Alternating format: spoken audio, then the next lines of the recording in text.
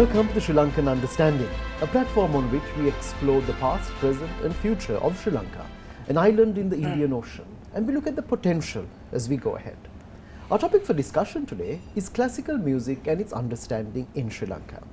For this discussion, we've invited a young talented pianist who is an undergraduate at the University of Colombo, specializing in English literature and linguistics. He has also been an Erasmus exchange student.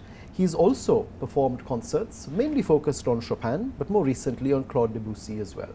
Vidura Rodrigo, thank you for joining us on the Sri Lankan Understanding. Thank you for having me in your show. Vidura, let's start with classical music and what it means. Now, sometimes we tend to think that this is something that was composed centuries ago, some of the music that we look at.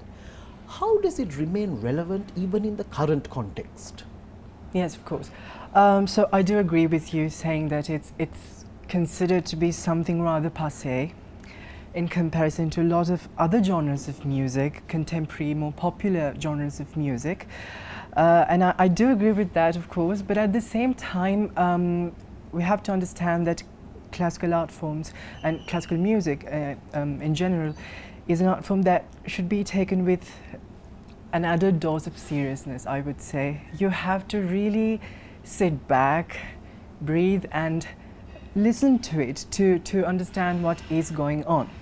Therefore, you need to have a little bit of restraint and discipline in order to understand, because there is a sense of intellectual understanding in the genre itself. And also, if you sort of disregard that intellectual aspect, there's also a very spiritual and an emotional aspect that is very particular to classical music, I would say. And also, if you compare it with more modern sort of genres, you realize that classical music, which is mostly comprised of instrumental music, does not necessarily use lyrics or words or text in order to emote. Therefore, there's much room for interpretation in terms of understanding the expression. And also, it doesn't really spoon feed the audiences that way, the musician. Therefore, I would say the good thing about that is you have room, you have the liberty of interpreting it your own way based on your own experiences and emotions. And also, it's quite fascinating how, with a particular line of instrumental music, with sounds themselves, how you can project messages. For example, with an instrumental musical motive, you can emote nostalgia, fear, humor. You can ask questions, you can respond, and it's really fascinating if you think about it that way. And that really is the power of music, I would say. And also, answering for one part of your question, which was about the relatability of these composers who are now long dead, of course. And actually, when you listen to them, you are opened up to their psyche, to their own experiences, their own inspirations as to why and how they compose this music. For example, if you listen to someone like Bach, Johann Sebastian Bach, the great German composer, you cannot help but feel good about life because his music has a very astronomical cosmos about it, I would say, because Bach personally was a very religious man, so he believed in a very high power, so he ended all of his manuscripts writing on the manuscript itself, "Glory to be God," in German.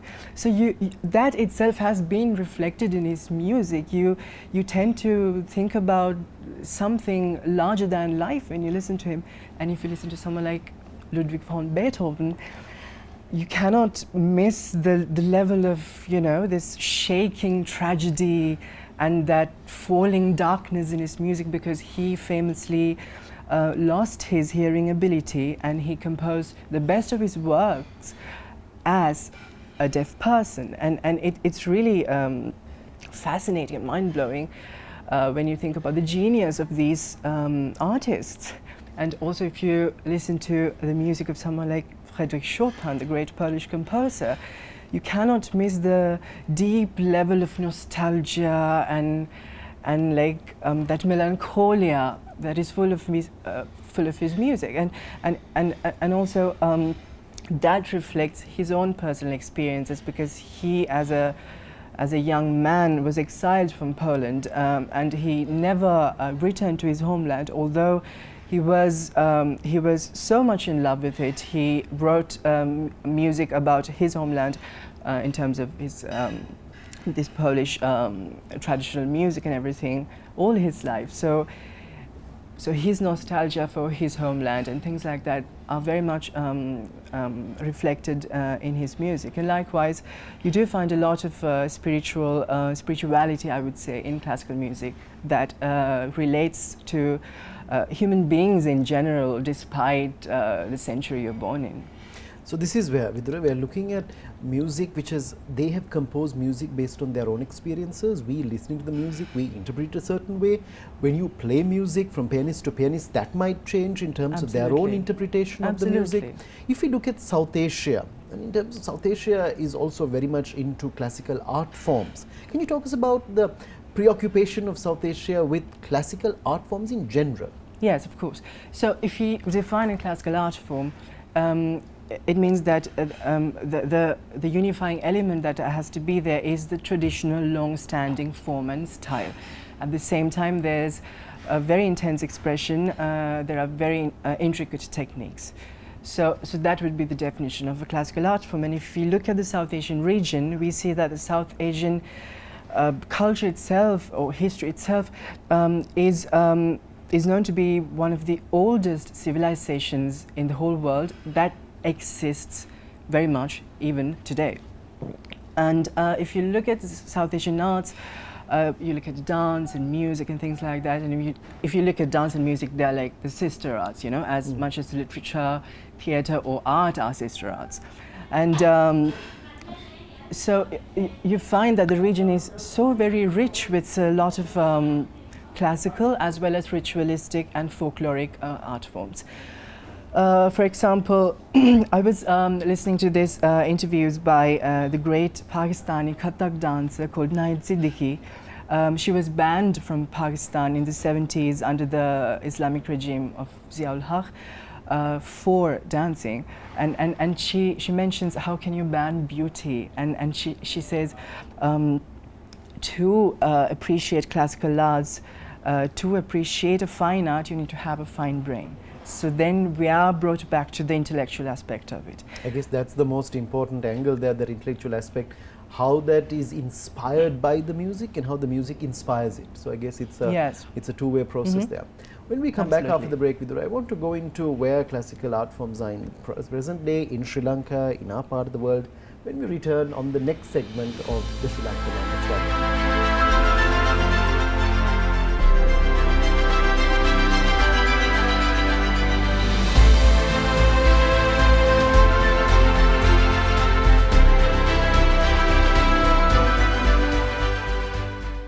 Welcome back to the Sri Lankan Understanding. We're in conversation with Vidura Rodrigo, and we're looking at classical music and its understanding in Sri Lanka. Vidura, you've studied and travelled in Europe. You've been on the Erasmus exchange program as well. If you look at how art is supported, propagated, sustained in the West, what do you see as some of the unique aspects of that process over there?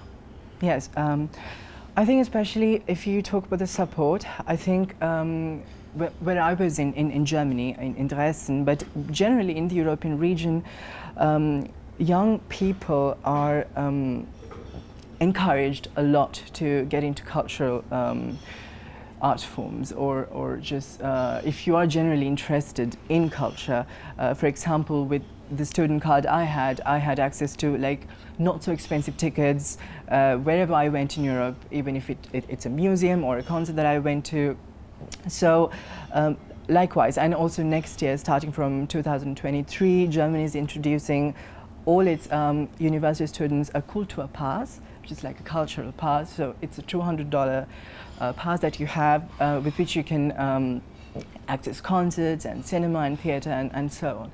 And likewise, it's a really good place to be if you're an artist, because if you just you know, go to these cultural capitals like Berlin or Paris, you see like musicians and dancers, painters in their element on the streets themselves. It's a really good place. It's a great ambience, I would say. And also, in terms of like universities, when I was there, I was very worried before I went, because if I could find a piano there or whatnot, because you cannot really carry your instrument with you, because it's not that kind of instrument. But I did find so many good instruments all around the campus that are free for students to play and practice on. And I was so inspired by the fact that I was very much there in the birthplace of the classical music and these great composers, because you also find a very intertextual aspect when you're there, because you can travel to just Paris and walk by the Seine at night and listen to Debussy, and Debussy's music comes to life literally, because that's the geographical landscape, cultural landscape in which these composers sought inspiration from. And also, if you go to Italy, or like you know, Venetian piazza, and you listen to Puccini, or likewise, you know, it's really mind blowing as to how sometimes even architecture plays a role. Because if you go to somewhere like Schönbrunn in Vienna, and you listen to Bach or Scarlatti from like the Baroque periods. And you look at the Rococo paintings and all the ornamental architecture, it all really makes sense, as much as you would go to Paris and sit in front of a Monet's painting and you listen to Gabriel Fauré. It's really very complementary to each other, all the art forms that are there, and it's mind-blowing how it can inspire artists of all kinds. So. Vidura, coming to South Asia, coming over to here, coming to Sri Lanka, in terms of art forms, what kind of support is there for classical art forms in this country? How much of emphasis or importance do we give it in Sri Lanka? Yes, of course. So if we go back to history of Sri Lanka's art, Sri Lanka itself is very rich in, I would say, traditional ritualistic cultures. If you look at three kinds of traditional dance forms that we have and everything. And also if you look at the pioneering artistic luminaries of the country that have existed before, for example, in Kandyan dance, someone like Vajra and Chitrasena, they have laid a pathway to a lot of artists, up-and-coming artists that are younger. And also, if you look at the Tagorean movement and Sri Lanka's high art cinema or high art music, Subhavita Sangita, you realize that Sri Lanka itself has a very rich history of classical art forms. And also, if you look at Western classical art forms, Sri Lanka hosts the South Asia's oldest symphonic ensemble, the Symphony Orchestra of Sri Lanka. And also in Colombo, we have a very enthusiastic, very zealous audience for classical music, Western classical music. Definitely much more than I would say in India. In Sri Lanka, it's a very good place for that.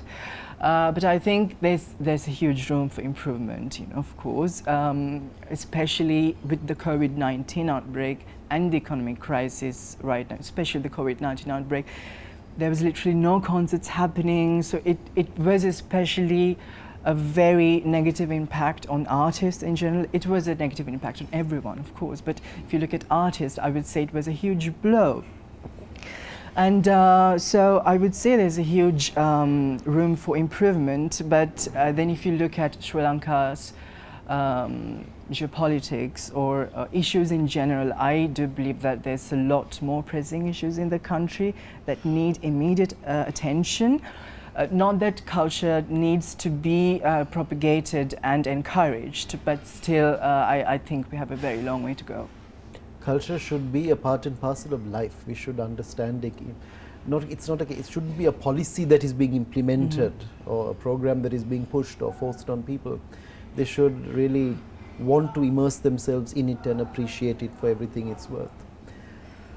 When we come on the next segment, we're going to be looking at where the universal approach comes into looking at culture, looking at classical music, looking at classical art forms as a binding factor, as a soft power tool. When we come back on the next segment of the Lankan Understanding.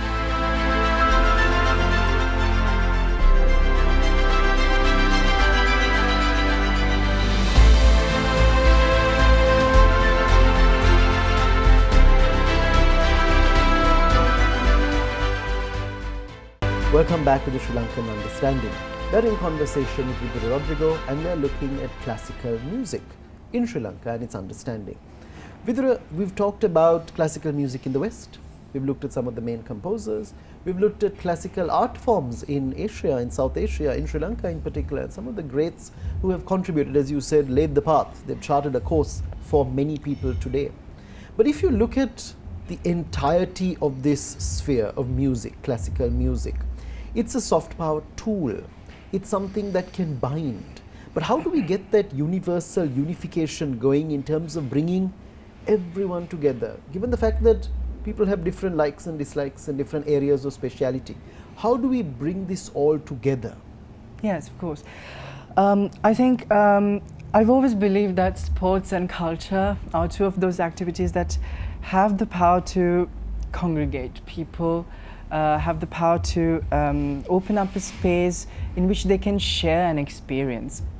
And I was watching this movie, 1989 movie, Dead Poets Society, in which Robin Williams says, medicine, engineering, and law, these are noble pursuits that help sustain life, but music, love, poetry, these are what we live for. So I think it's a very insightful thing to say. But also if you look at the unification aspect, I think I can tell you some of my experiences of playing in Europe. For example, you go to an airport or a train station, you find a piano, and sometimes people are quite frustrated because they have delayed flights and trains, and you go there and you start playing, just like in 2 minutes, like 50 people would huddle around. That is why those instruments have been positioned where they have been, because music has a way of bringing people together, I think. And also, if you look at artists as national figures, for example, how much people own artists in general, because if you go to somewhere like Mexico, Frida Kahlo is everywhere. They represent themselves with Frida Kahlo. They recognize themselves with her paintings are fridge magnets in everywhere in Mexico. Or if you go to Warsaw, Poland, you go to an elevator or a lobby, you hear Chopin's music everywhere, or the streets are, and everything. So artists have a way of unifying people that way, and also cross-culturally. There's an importance there, because however different we are, we still have so many similar artistic temperaments in different genres across the world, across the multi-cultures that we have. And it brings me back to this great legendary sitarist, Pandit Ravi Shankar, and how he made such news flashes in somewhere like in the West, because he performed in 1967 at the United Nations alongside the great American classical violinist Yehudi Menuhin. And if you look at the piece they performed, the recital they performed, you see how the violin and the sitar are having a conversation and how complementary they are to each other. And also it brings me back to a musical project that is of much recent times. The great Monegasque pianist of Sri Lankan roots, Shani Diluka, and her collaboration with Hindustani musicians to explore the intersexual musical elements of Beethoven's compositions. I think things like this just reaffirms your faith in how you can cross-culturally connect with different kinds of music from all over the world. And you yourself are doing that. You are very much into Western classics, but you're also studying Eastern music as well, I understand. Yes, just a little bit, but I'm more into Indian dance, the Kathak dance from the north of India. So you realize, as I told you, the music and dance are bound together, and the unifying factor is there. It's naturally inbuilt. It's not something that's mutually exclusive, where we look at one area separately from the other area. You can find connectors, you can find unifying factors there. Yes. At the very beginning, you talked about how you need to understand classical music. This is not background pipe music, something in the background. You need to sit down, you need to appreciate it, you need to immerse yourself in that music. Now, this calls upon for certain intellectual, it might be termed to be intimidation at that point, where you would expect only some people to want to do this and some people might be like, I've got other better things to do. But how do we bridge that? How do we bring classical music closer to everyone?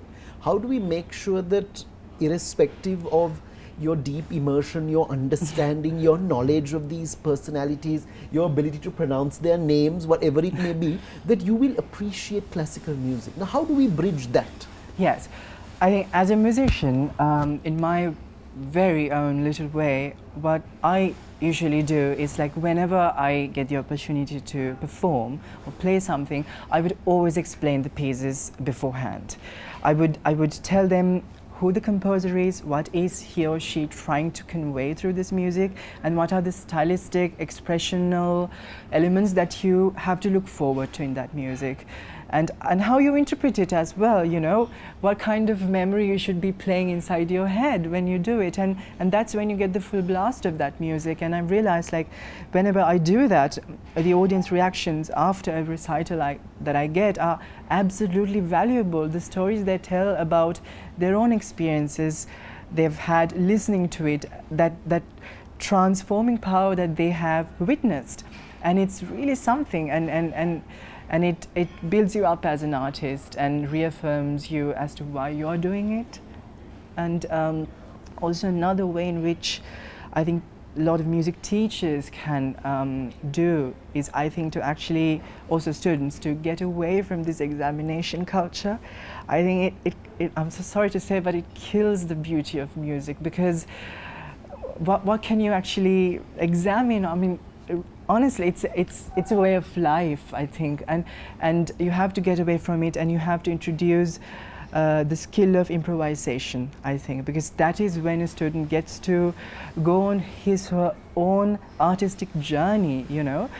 Just that's when that creative blood rushes into you, and you realize why you do this, you know.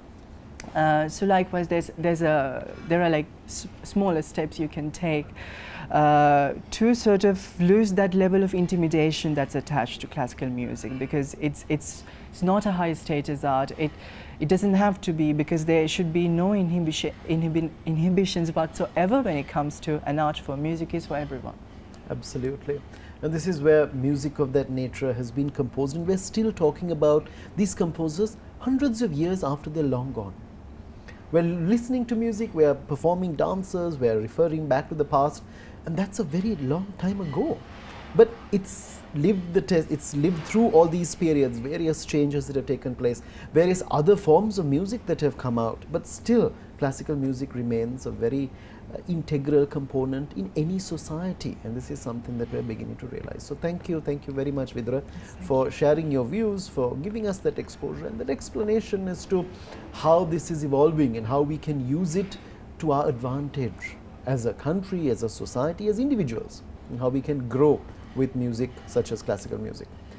We've been in conversation with Vidura Rodrigo, and we've looked at classical music, its evolution in Sri Lanka. We've looked at art forms, classical art, how it has been able to grow, how it has been able to change over periods of time and yet remain relevant. And we still listen to it right here in the 21st century. Join us again on the next segment of the Sri Lankan Understanding, when we explore another aspect of this country. We'll look at the future, we'll look at the past.